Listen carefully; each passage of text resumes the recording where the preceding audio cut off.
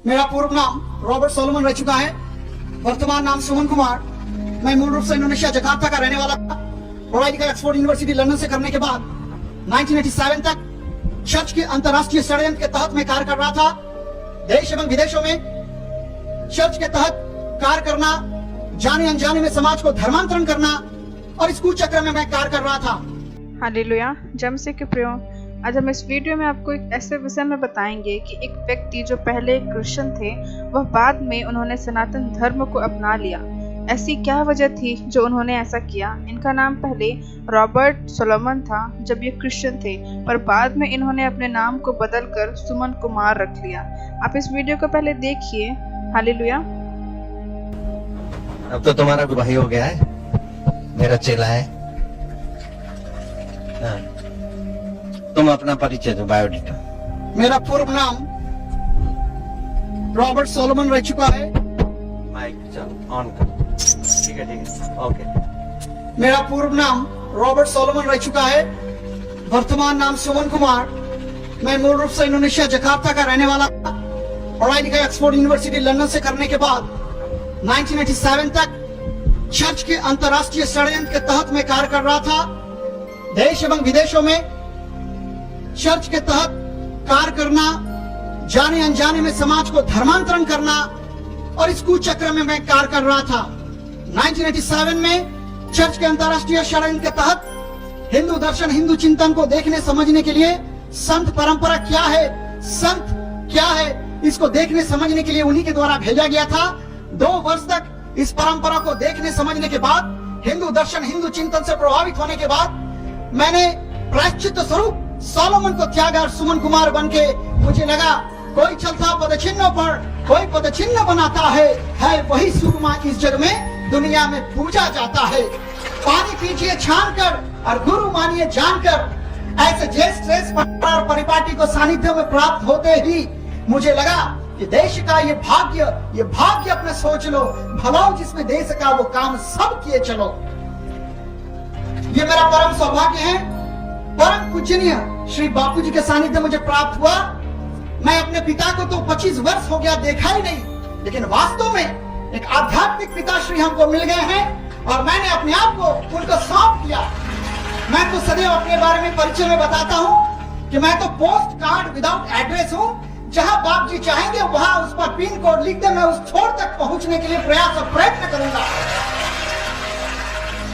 प्रभु परमपिता परमेश्वर ने ये जो शरीर जो हमने धारण किए हैं, इसको सिर्फ अपने लिए भोग नहीं करना। हम तो कहते हैं राष्ट्र है स्वाहा इदम नमम। इस राष्ट्र है स्वाहा को इदम नमम को चरितार्थ करने का एक अवसर है।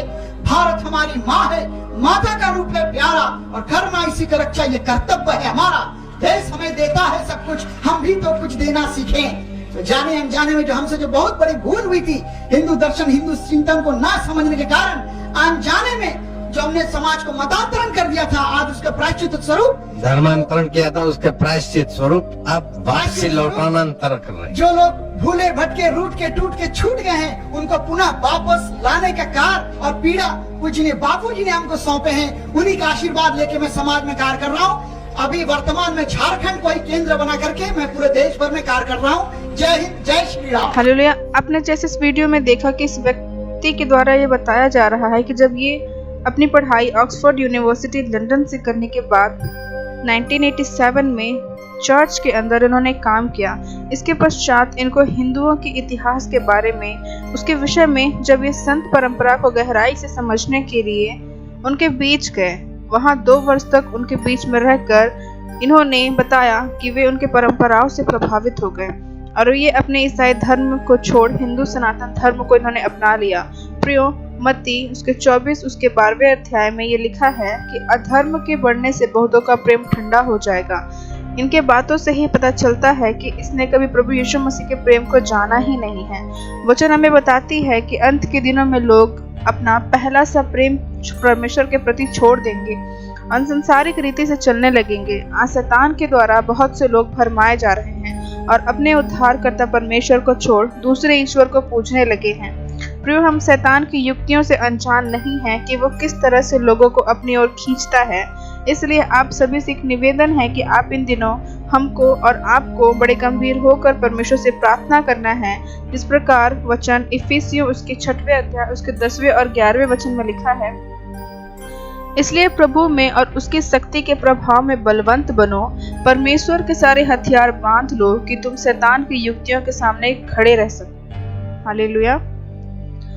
परमेश्वर आज अपने लोगों को अपने पास वापस खींच ले। लोग अपने जीवित परमेश्वर को छोड़ कहीं और ना भटकें। हालेलुया। जिस प्रकार वचन मत्ती 24 उसके 13वें वचन में लिखा है कि जो अंत तक धीरज धरेगा उसी का उद्धार होगा। हालेलुया। आज हमें अपने जीवन में इस चीज वचन को लागू करना होगा और हमें अपने परमेश्वर के प्रति विश्वास योग्य बनना होगा। हालेलुया। आपको यह वीडियो अगर अच्छी लगी हो तो आप इसे शेयर करें और अपनी राय हमें कमेंट सेक्शन में बता सकते हैं। परमेश्वर आप सभी को आशीष दे। जय मसीह।